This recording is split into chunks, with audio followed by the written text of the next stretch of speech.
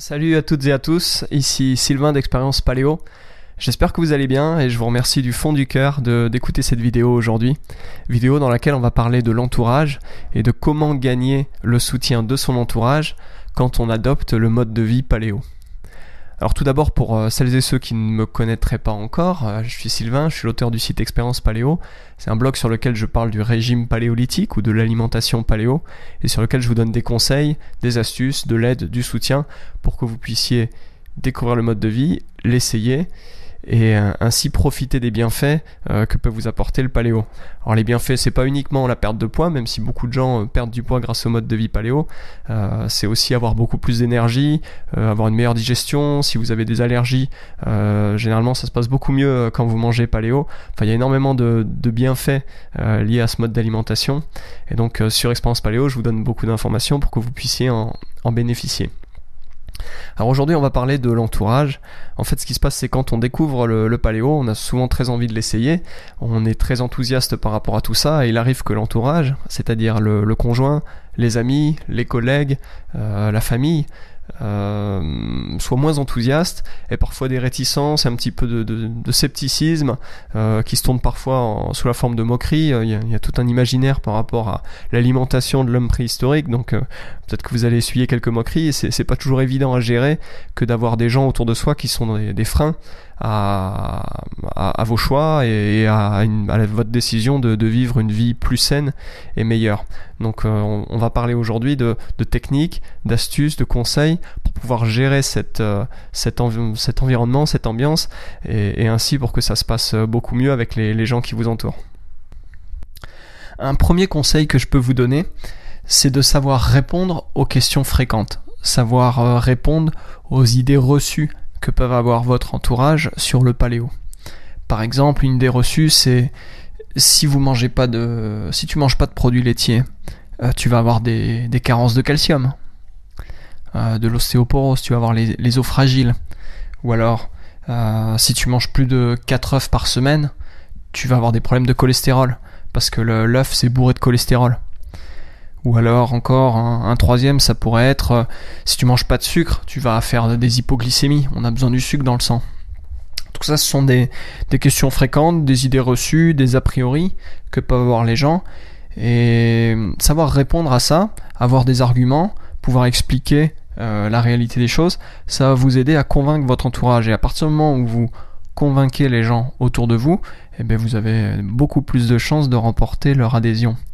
Donc par exemple pour le calcium, oui, on a besoin de calcium, mais les produits laitiers, c'est loin d'être la meilleure source de calcium, c'est loin d'être la seule source de calcium. Il y a beaucoup d'aliments paléo qui contiennent du calcium. Et puis prenez l'exemple des Suédois, c'est la population qui consomme le plus de produits laitiers au monde, et c'est aussi la population qui a le plus de problèmes d'ostéoporose. Donc si les produits laitiers c'était vraiment la solution à tous les problèmes pour avoir des os en bonne santé, et bien ces gens-là devraient avoir les os les plus solides au monde, et c'est pas le cas. Ça c'est pour les carences en calcium. La consommation d'œufs et le cholestérol. Oui, les œufs contiennent du cholestérol, mais en fait il n'y a pas de lien établi entre le cholestérol alimentaire et le cholestérol sanguin. La plupart, en fait 70% du cholestérol que vous trouvez dans votre sang, qui se trouve à tout moment dans votre sang, il est endogène, c'est-à-dire il a été fabriqué par le corps. On a des végétariens qui mangent très peu de cholestérol et qui ont des problèmes de cholestérol parce qu'il est endogène, c'est le corps qui sécrète le cholestérol. Donc manger des œufs apporte du cholestérol, mais il n'y a pas de lien avec le taux de cholestérol sanguin. Il y a même des études qui montrent que la consommation d'œufs, qui est un aliment très complet et très riche, au contraire ça pourrait aider à réduire le risque de maladie du cœur. Donc l'œuf et le cholestérol, c'est un mythe. Troisième point, l'hypoglycémie. En fait, on n'a pas besoin de sucre pour vivre. Pendant très très longtemps dans l'histoire de l'homme, on a vécu sans sucre de table. Les fruits même, qui étaient le miel, qui sont des sucrants naturels, des sources de sucre dans la nature, étaient loin d'être aussi disponibles qu'ils le sont aujourd'hui.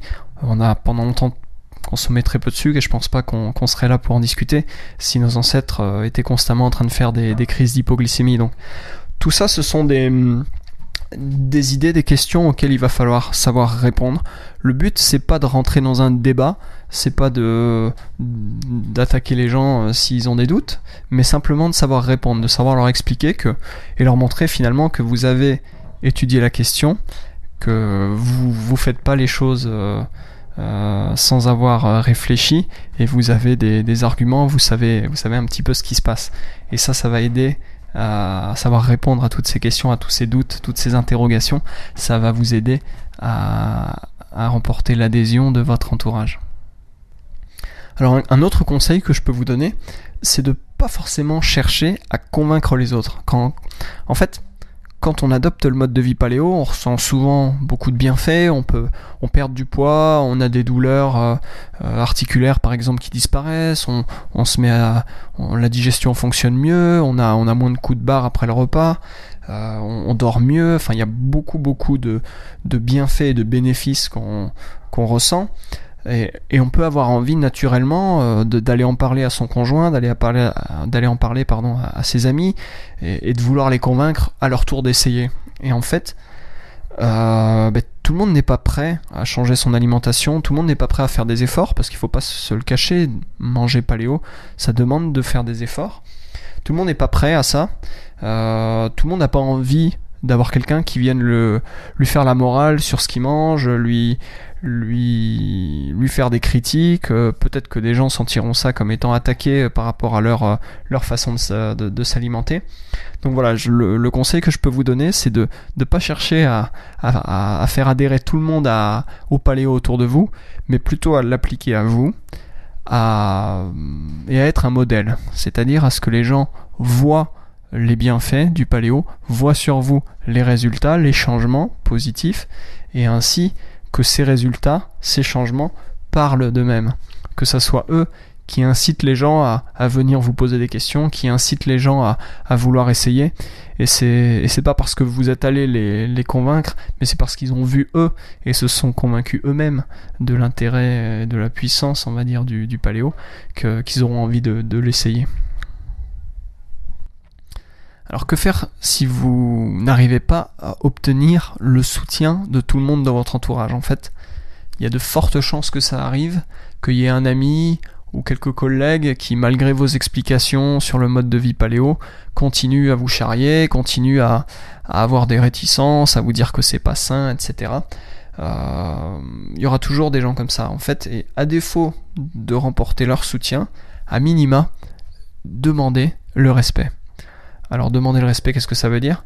C'est tout simplement ne pas aller mettre votre nez dans leur assiette et en retour leur demander de ne pas mettre le nez dans votre assiette.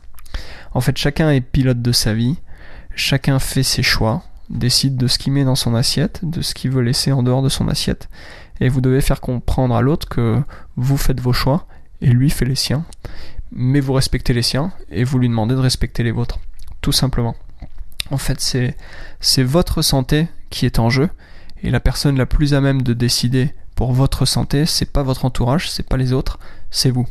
Et vous savez ce dont votre corps a besoin, vous savez ce qui vous apporte la santé, et c'est tout simplement ça que vous avez envie de vous donner. Vous n'allez pas vous alimenter d'une certaine manière pour faire plaisir aux autres, c'est pas le but de la manœuvre. Le but, c'est la santé, le but, c'est d'avoir la forme tout le temps, c'est de se sentir bien, et si ça passe par l'alimentation paléo, j'ai envie de dire tant pis pour les autres, vous mangerez comme ça parce que c'est ce qui vous fait du bien.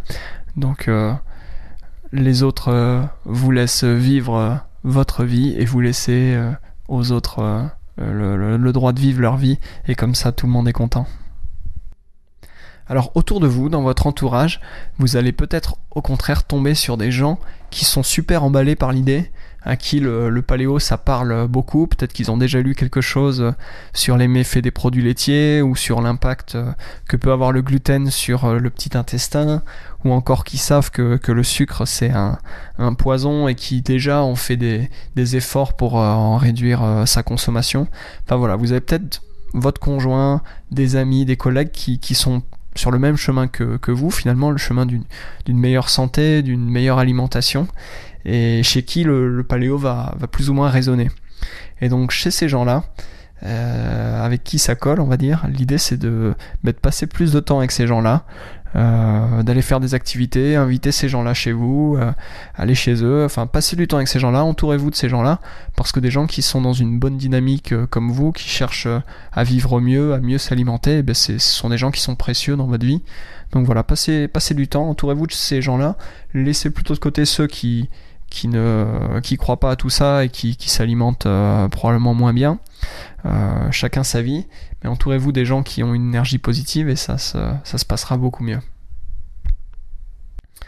Alors si malgré ces conseils vous n'arrivez pas à trouver du soutien autour de vous, c'est pas grave, c'est pas irrémédiable, parce qu'en fait on est au 21e siècle et vous allez pouvoir trouver du soutien ailleurs. Ailleurs, je pense bien sûr à Internet.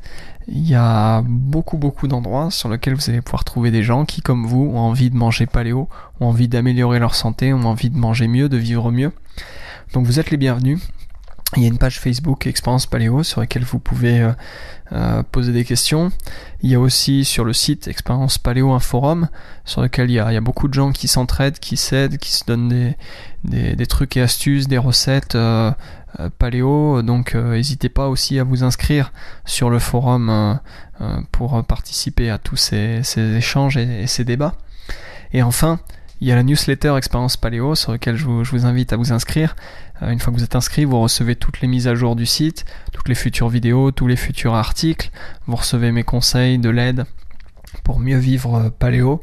Et donc c'est un des meilleurs moyens de recevoir régulièrement du soutien, de nouvelles idées, de l'inspiration, et ainsi vraiment vivre à fond votre vie paléo, et c'est tout ce que je vous souhaite. Voilà, je vous remercie d'avoir écouté cette vidéo, et je vous dis à très bientôt pour la suivante. Allez, ciao!